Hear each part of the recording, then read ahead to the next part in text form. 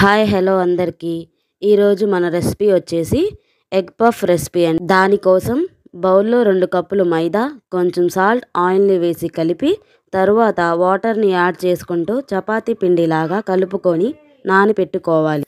ఇంకో బౌల్లో 2 స్పూన్లు మైదా, 3 స్పూన్ల ఆయిల్ వేసుకొని ఇలా పేస్ట్లా చేసుకోవాలి. స్టఫింగ్ కోసం నూనెలో పచ్చిమిర్చి, ఆనియన్స్ వేసి వేయించుకొని తర్వాత ఉప్పు, కారం, పసుపు, ధనియాల పొడి వేసి వేయించి తర్వాత 1 స్పూన్ వాటర్ని పోసి కలుపుకొని లాస్ట్లో కొత్తిమీర వేసి కలుపుకోవాలి.